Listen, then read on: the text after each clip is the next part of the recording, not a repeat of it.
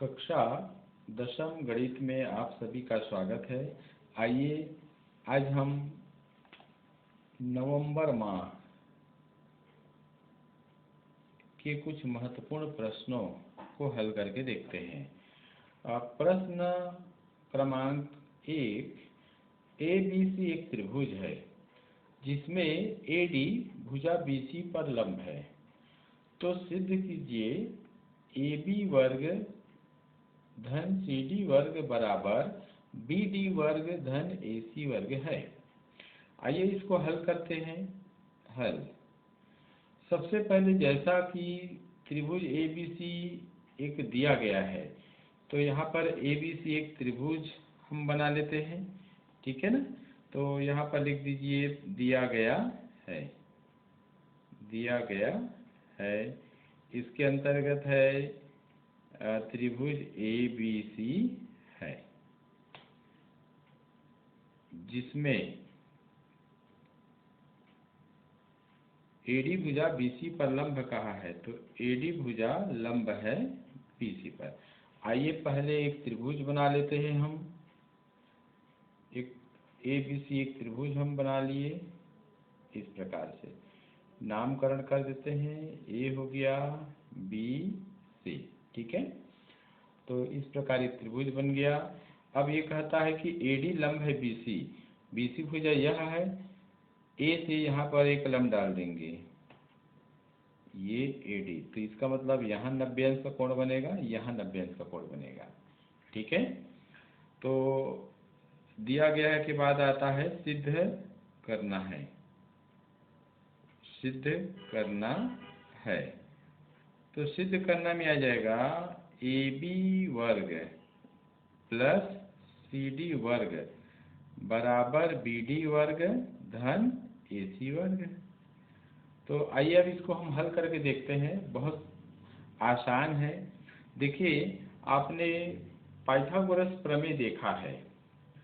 Pythagoras प्रमेय क्या है? समकोण त्रिभुज से संबंधित है।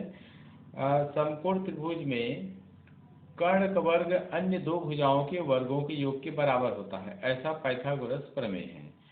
यहाँ पर इस आकृति में देखिए, त्रिभुज ABC में यहाँ पर दो समकोण त्रिभुज बन रहा है। एक तो समकोण त्रिभुज ADB और दूसरा समकोण त्रिभुज ADC। दोनों ही समकोण त्रिभुज में बारी बारी से हमको क्या करना होगा? पाइथागोरस प्रमेय को लगाना होगा। तो आइए हल करते हैं। समकोण त्रिभुज ADB में चूंकि यहाँ पर AD लंब BC कहा गया है, इसका मतलब ये 90 अंश का कोण होगा। तो जब ये 90 अंश का कोण है, तो सामने वाली भुजा AB यह कर्ण होगी, ठीक है। तो कर्ण का वर्ग बराबर होता है लंब का वर्ग धन आधार का वर्ग, ठीक है। तो इस त्रिभुज में कर्ण AB है, तो ये AB का वर्ग हो गया। लंब हम AD का वर्ग कह सकते हैं और आधार BD का वर्ग कह सकते हैं। ऐसे ये समीकरण नंबर 1 नाम दे देंगे हम, ठीक है। तो यह कारण भी आप चाहे तो लिख दीजिए, वैसे पूर्व में आपको बता चुका हूँ पाइथागोरस प्रमेय से, ठीक। अब इस दूसरे समकोण त्रिभुज ADC में पाइथागोरस प्रमेय लगाएंगे। तो यहाँ लिख देंगे तथा समकोण त्रिभुज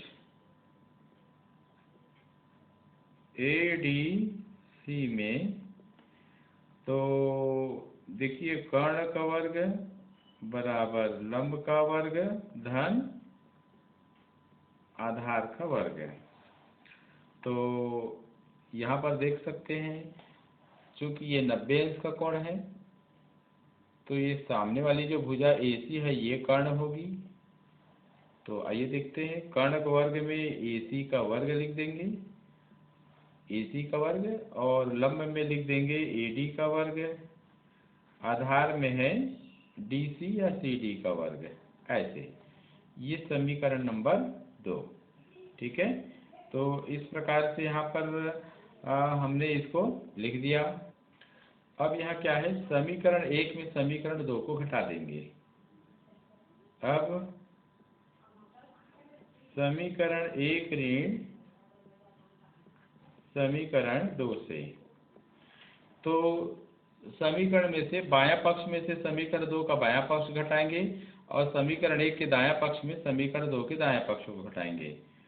तो AB वर्ग माइनस AC वर्ग हो गया बराबर, इसको लिख लीजिए AD वर्ग धन BD वर्ग और माइनस इसको लिख देंगे, क्योंकि घटा रहे हैं तो ब्रैकेट में लिख दीजिए माइनस चिन्ह के कारण।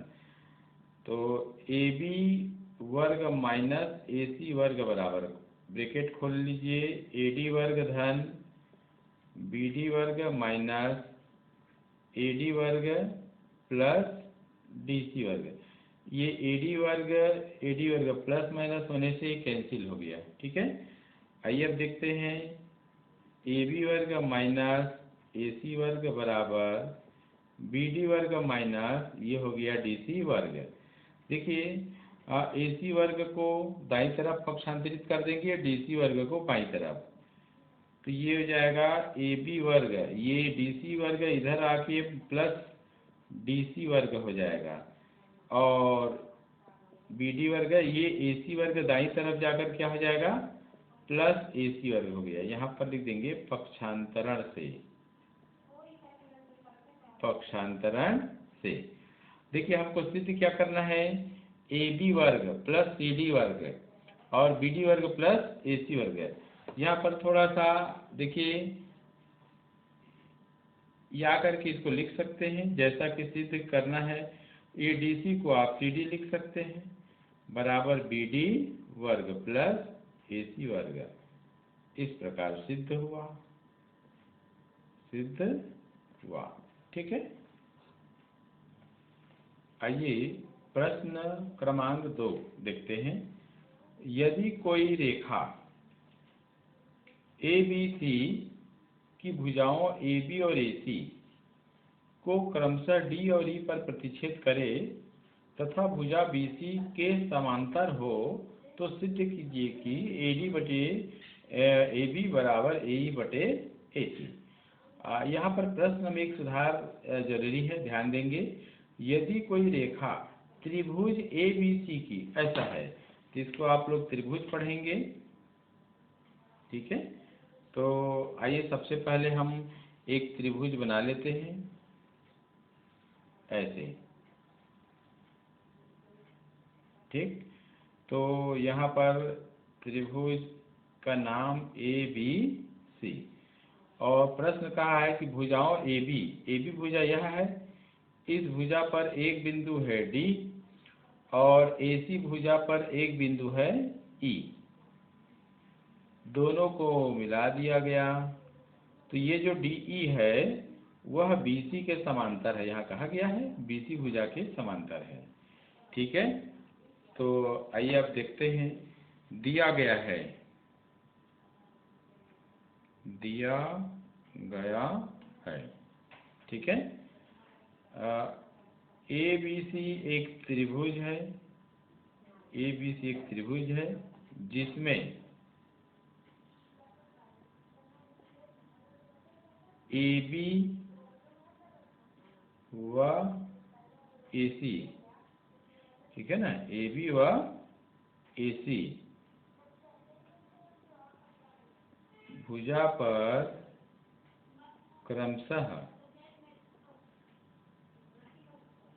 बिंदु D व E, यानी AB भुजा को बिंदु D व AC भुजा को बिंदु E प्रतिच्छेद करती है, प्रतिच्छेद करती है। तथा और क्या कहा है कि DE समांतर है BC, DE समांतर है BC। ठीक है, सिद्ध करना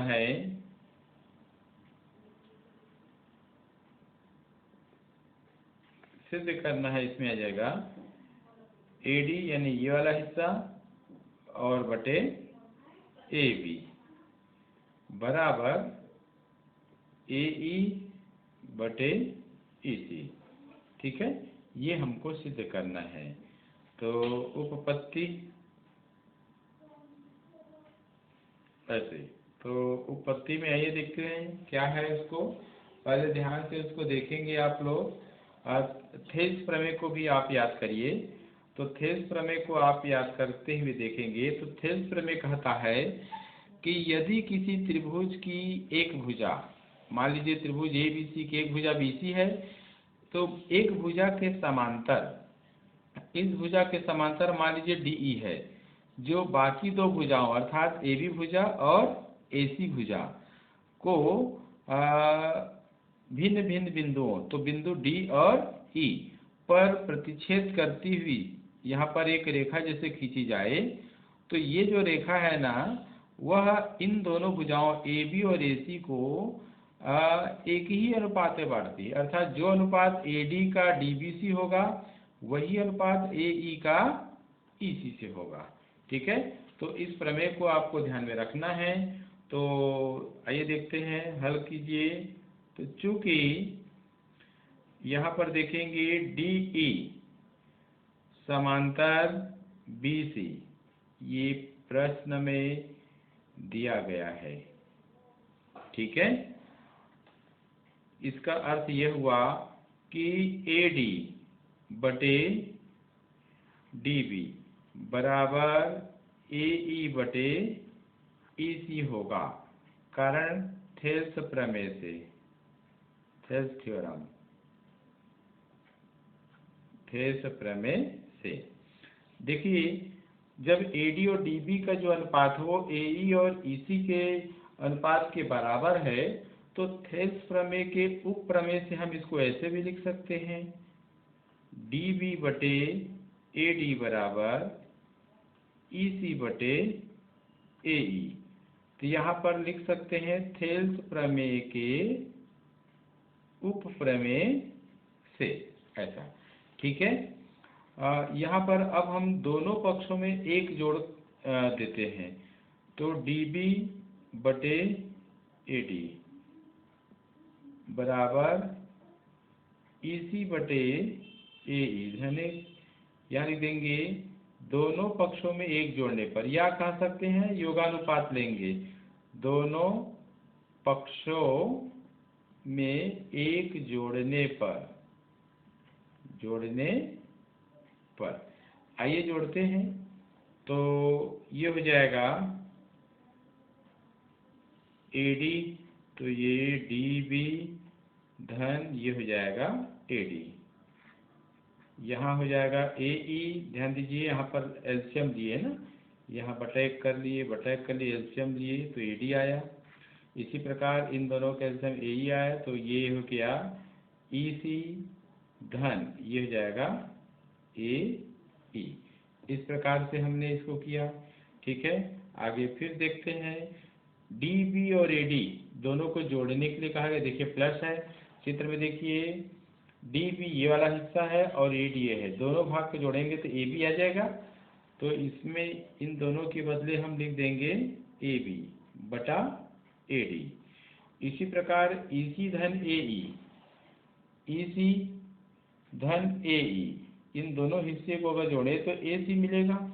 तो आइए यहाँ पर हम ए सी लिख देते हैं बटे ए ई, परंतु हमको सिद्ध क्या करना है, तो सिद्ध करना ए डी बटे ए बी बराबर ए ई बटे ई सी।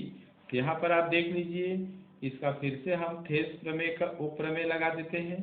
तो ये इसको लिख सकते हैं ए डी बटे ए बी बराबर ए ई बटे ए सी।